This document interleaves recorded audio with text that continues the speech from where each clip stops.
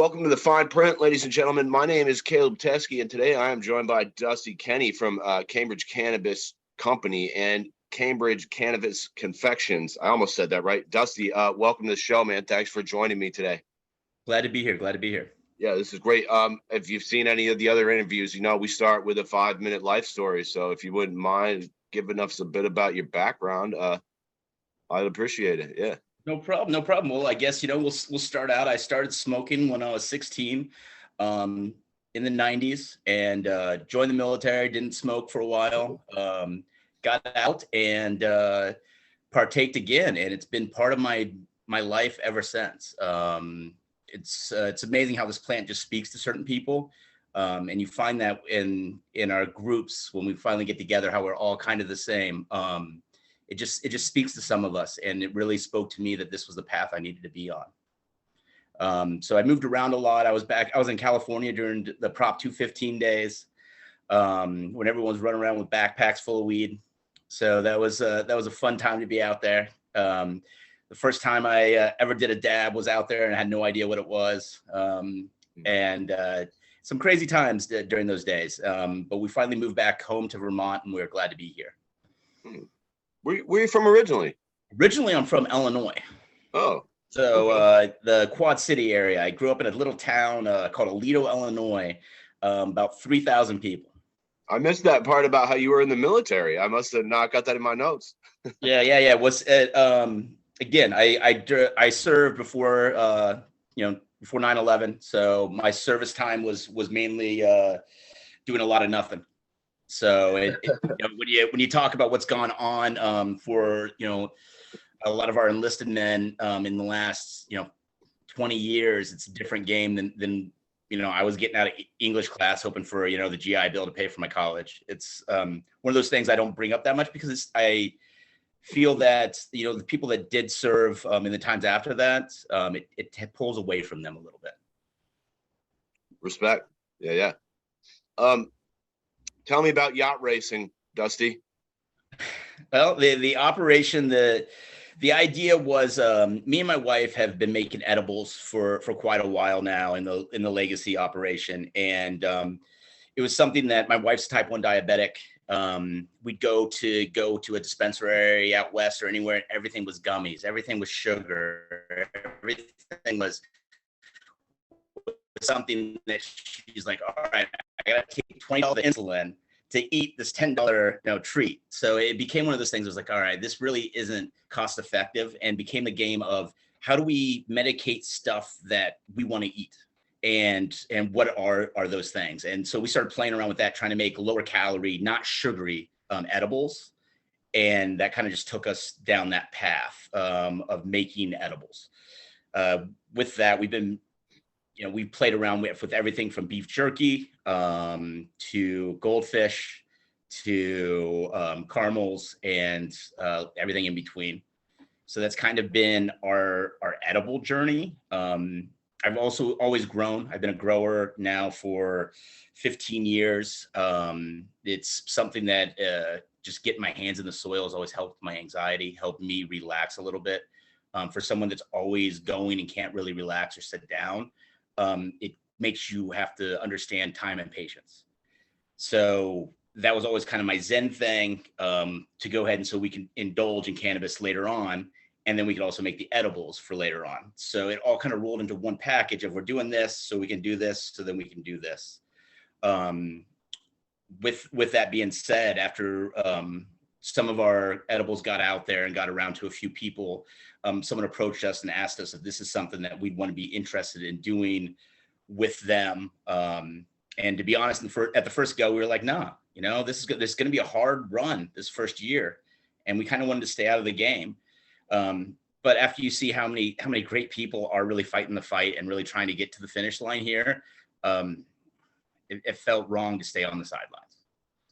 So Tim, we teamed up with our grower, Tim, and we are now setting up for an operation to have a level 3 manufacturing in Cambridge, having a dispensary right at 185 Church. And then we're hoping to have the cultivation in the town of Cambridge also. Again, our goal is to to employ as many local people and buy as much from the local market as we can. Big believer in made in the US, made in Vermont, you know, along with our t-shirts and everything else. If we can find a way to produce it and get it made by a Vermonter, that's the way we're going to go. So even your merch is made in Vermont too. Correct. Everything. The first thing we do is we ask if we got any friends. Is there any friends out there that can go ahead and makes any of this stuff? If that round doesn't work, then we go ahead and go, all right, is there any Vermonters? There's no Vermonters. Is there anyone in the US? Luckily, everything has been great. The only thing that I've purchased that was outside of the United States was my lights. And that was the only thing. And I know I had a light option in the US. And to be honest, I still kind of kick myself a little bit, but I went for performance over made it in the US on those. Well, also when you're buying lights, it seems like if you have to buy a lot of lights from a business perspective, it seems like China is the best option in a lot of regards. It is. And when you go ahead and get into a lot of these manufacturers, even if you go ahead and get the stuff that's made here in the US, it's made with parts that are made overseas. So for us, when it was going into what we were actually going to put in the facility, it was who treated us well in the legacy market. Who was the company that when you're running one light in a 5x5 tent, they're going to go ahead and say, yeah, let me go ahead and take care of you. You had a light bar go out? Let me send you a brand new one. And then, you accidentally forget it in your car for 6 months. They don't say nothing and you mail it back and they're totally cool about it. They're like, we understand how things go. You remember that stuff. And that's who I'm doing. That was something that happened to me 5 years ago. And that's who I placed my light order with.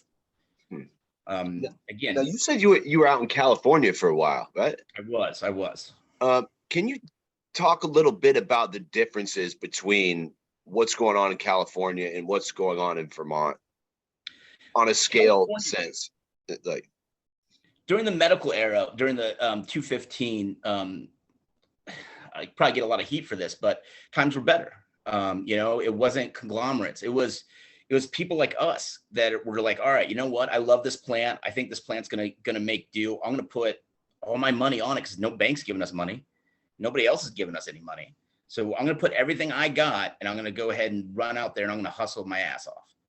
And there's something to be respected about that. You knew when someone walked in that this is what they had and this is what they were carrying. There was no backstory. There was no song and dance. No, your 10 packs are going to look completely different.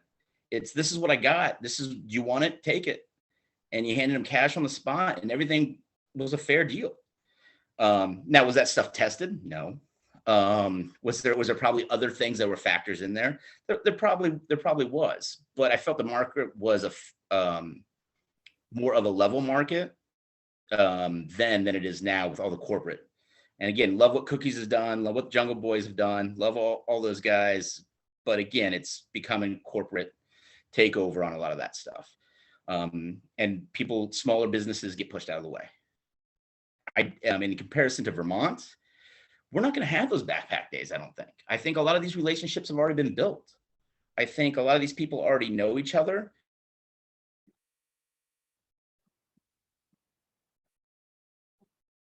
Dusty, your sound cut out.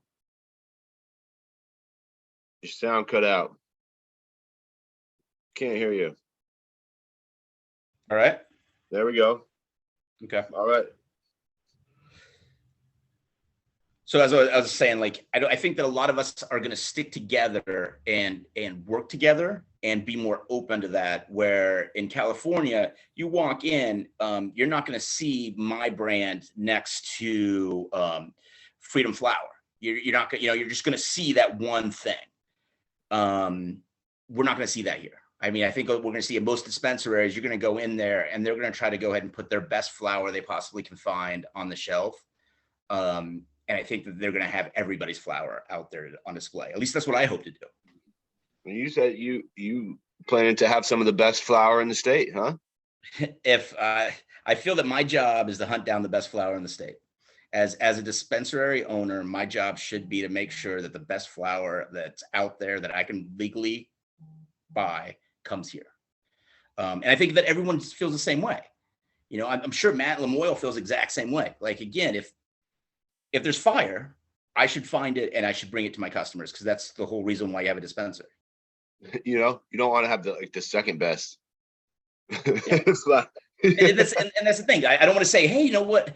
I don't want to be the shop that says I got $100 ounces. Yeah. No, and I don't think anybody does in Vermont. I think that our craftsmanship is bigger than that. I want to ask you a little bit about the dispensary stuff. Let me back you up a little bit first, because you said you also installed solar arrays out west. Yes, I actually worked for Solar City and designed solar arrays. You So designed it.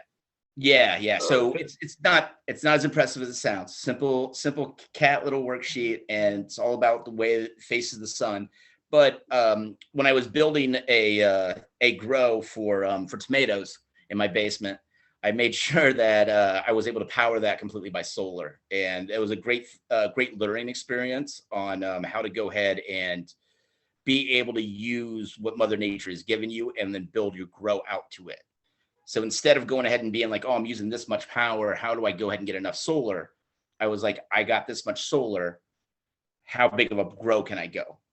And build it out the opposite way, which was really nice for us because we were not in a legal state. We were not in a free market. And it was nice not to have the power company be my silent partner for a change.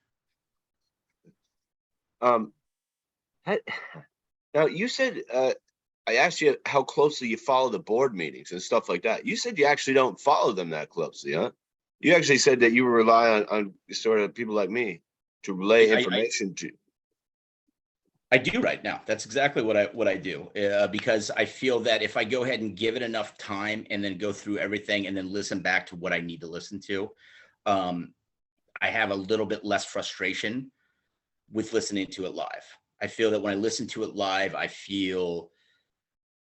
guess I get a little distracted on the inner workings of it and the processes where I can go ahead and, we're missing a meeting right now. I don't want to blow our cover, but it's 1 o'clock on Wednesday. Oh yeah, it's my day off. I forgot they changed the meetings to. That's right. Yeah. Yeah, Wow. but that's the thing. But we know the same people. We know who's going to post about them. As soon as we get off here, I'm going to have everything there because we do such a good job here in Vermont of covering it. And maybe it makes me sound lazy because I don't follow it, but I really feel that I'd rather read what everyone says and then kind of get my understanding that way. Well, let's talk about lazy, because you were telling me about your average sort of work day. I mean, I feel like you told me you wake up about 5:30 and you've already got 10 messages from your guys here, and you're just ready to go. Well, you got to be in this industry right now. I mean, and that's the thing. Like, it's not work right now. We're still chasing the passion. Like this is a dream. If you would have told me, you would have told me in '96 that there's a chance I'm going to open up a bakery that has THC in it, and we're going to tell people there's THC in it, I would have been like, no way. And now I'm opening up a cultivation, a bakery, and a dispensary. It's mind blowing. Like, I mean, I still don't know what's real, and I probably won't know it's real until October 1st, because everything up until October 1st has been done before. It's nothing new. It's just a different location. But October 1st will really change that mindset, and it might start becoming work. And I feel like you said before, you guys were talking about doing farm to table edibles, cooking classes, all kinds of shit. Can you tell us about that a little bit? Yeah. So my wife and my head baker, Victoria, she comes from a skill set of doing cooking classes. So it's something that she's always enjoyed. She actually has her education in literature and teaching.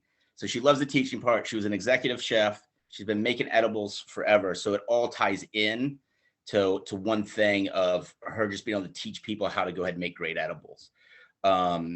It's something that we always wanted to do, but we always thought that it would be something that would be an add-on. Like, again, one of the biggest ideas I think that's going to be out there is going to be bud and breakfasts.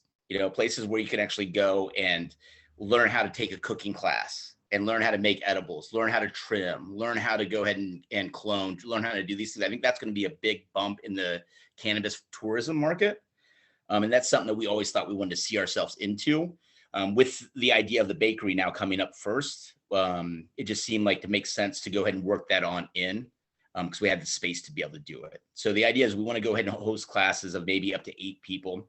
And we'll go everywhere from how to infuse an oil, how to infuse glycerin, how to infuse this, to what to make with these things, to how to go ahead and make a full course dinner where you're only minorly dosing, so that at the end of the night, everyone's not zombies. Everyone Right. has Just passed out on your table. exactly. As you've seen with our edibles, we specialize in 10 milligram doses. We're not the edible company that's going to make you drool. If you go to sleep on our edibles because you ate too many, you probably got too many calories. Now, those cheese balls are dangerous. Now, the state limit for edibles, they said, is going to be 5 milligrams per dose, 50 milligrams maximum per package. Do you have any thoughts on the packaging requirements? No. I mean, again, that's going to be a lot of packaging. I think that they're going to have to move on that at some point, because we're going to be creating a decent amount of waste. Yes, it's still compostable, but it's still waste. And again, are you really going to make somebody come in and buy, if they want a week's worth of soda, are you going to make them come in and buy 1 can of a week's worth of soda for the whole week? Or are you going to let them go ahead and buy a pack that covers that? I think we're still in the world where the sky is about to fall. Once we get time underneath us, when the sky doesn't fall and everything is just peachy keen, then we'll start going ahead and getting a little bit more realistic ideas on some of this stuff. And that comes back to the concentration cap. Yeah, which is something that as a retailer, you're going to have to be keenly aware of. Correct. And so let me ask you, who is liable? Say you buy a concentrate from someone that you think is under 60%. They're going to let you sell retail, right? Because that's the deal, right? They said over 60%, you can't sell retail. Mm-hmm. So say you try to sell something under that. If you sell something and it tests over, who's going to be liable for that? Is it going to be you? Is it going to be the lab that tested it? Is it going to be everyone? Do you know? I'm guessing, and that's all this is. I do not have any more of an answer than just what I think it might be, but I'm thinking they're going to go ahead and slap the wrists of everybody except for the person that went and got it tested, and then they're going to find out why did this not pass testing. But it's like alcohol, huh? The whole chain, pretty much. Yeah, but this is gonna happen. You're gonna have this issue with stuff coming in hot. Time out 1 second. Sure thing. Come on, Bear. My big boy needs to come inside. Right on, man. There you go. You guys like that painting? Oh, thank you. I like that painting.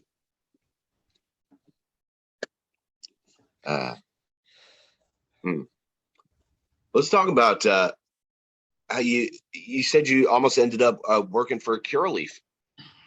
Yeah.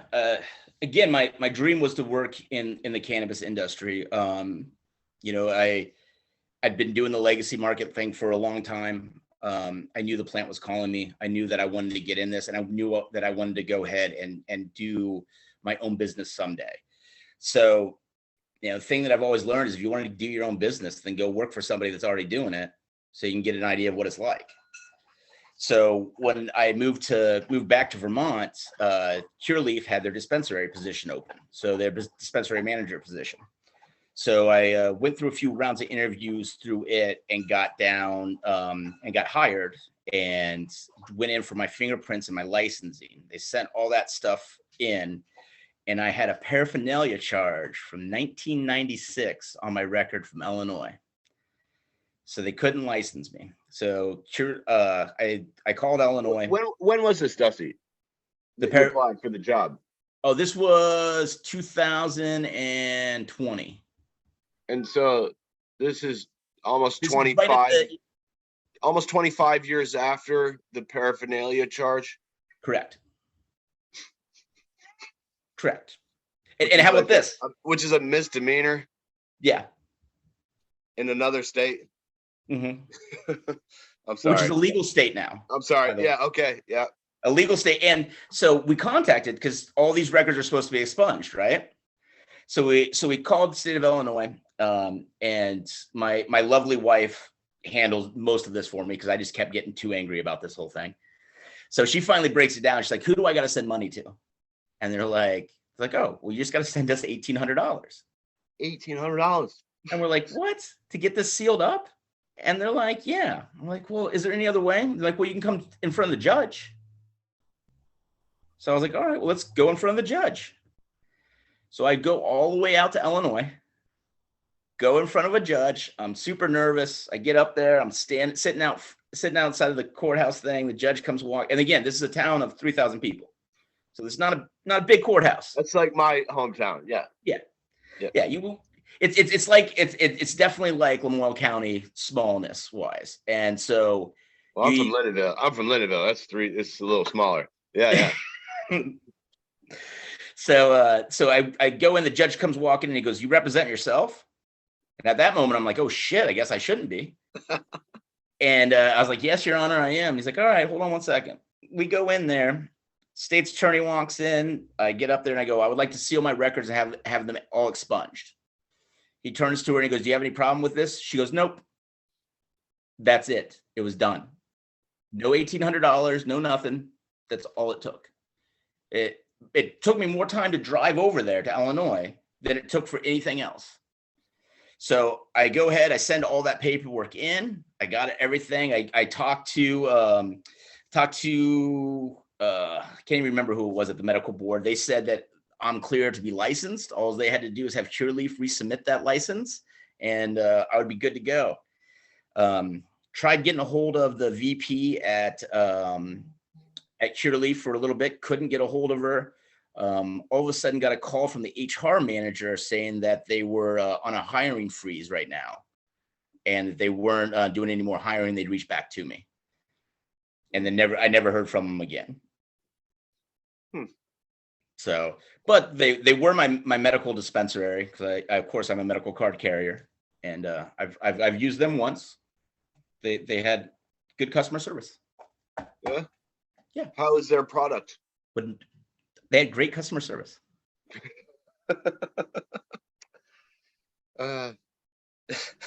Remember, high tides raise all boats, brother. We're all in this together. That's why I fucks with you, Dusty. I'd like to ask you about this clean green certification. Yeah. And I'm not sure about all the details on that. Yeah, it sounded like you knew maybe more than I did. So maybe you could explain that to us a little bit, please. I am not the expert on this. Okay. Jessie Lynn is definitely the person to talk to on that. She is the go-to, and we'll be able to explain it. But the main purpose of it is being as close to organic as we can possibly be. And it's a certification that you can go ahead and get put onto either your bakery. Let's say you use the proper cleaners, you're going ahead and run a clean bakery like that. You can get the certification for your bakery. You can get it for your dispensary. You can go ahead and get it for certain products. The idea is that you're using, not using salts, using organics, and trying to go ahead and be as organic as possible. It really seems like an easy thing for most people in Vermont, because it's the way most people in Vermont are growing as it is. So is there a problem with using salts? I'm not an expert on that shit either. I don't. All right. So you're gonna go ahead and let me get some hot water. I'll get in a little bit of hot water. I have no problems with salt. You're not gonna get as big of a taste on it. Like living soil and sun are gonna give you the best flavor. It's not gonna give you the best looking. So it's the idea of is the healthiest person in the world a supermodel, or is the healthiest person in the world a CrossFit athlete? There's there's certain things, and with salt you can definitely make something look unbelievably gorgeous and beautiful, but it's not quite. There's you always feel like it could be better. Now it might not always look better, but you always feel like when you're smoking it, I think it could taste better. And I think that you could tell that with a lot of people that you're going to see a lot of that coming in this year with people that are growing outdoor and the indoor market. You're going to see a lot of people's outdoor that are coming in from Vermont, and it's nothing new. You see it every year. Come December, all of a sudden people have this fire outdoor that just smokes like you wouldn't believe, and then you see it in a bag. And you're like, oh, really? You've already smoked 2 joints of it, and it floored you, and it's the greatest thing you've smoked. And you're like, oh, that's what it looks like. I guess You that's know, my interpretation on salts. oh, uh, And by all means, Mills paid the bills for me for years. I was a straight salt guy for a long time because it's easy to follow, it's easy to do, and it takes a certain palate to be able to tell the difference. And in certain climates, in certain market, the flavor isn't what sells the cannabis. It's a bag of pill. do you think bag appeal is slightly overrated, as I do? Completely overrated. Is someone's character more important than their looks? Mm. You know, it comes down to the same thing. Yeah, I would love for all weed to have that show quality weed. You know, that just beautiful, gorgeous, you know, show quality, like trichome so much you can't even really get a picture on it because it's just fuzz. But that's normally not the stuff that blows your socks off. Normally the stuff that blows your socks off is a little darker. You know, the UV lights got to it a little bit. You know, I think that the best, if you did a joint competition all around smoke off, I think that outdoor in living soil is going to be the winner every single I love smoking outdoor. There's a lot of people I've met that just seem to have an aversion to it, and I think it's probably because they've never really had any good outdoor. There goes your sound again.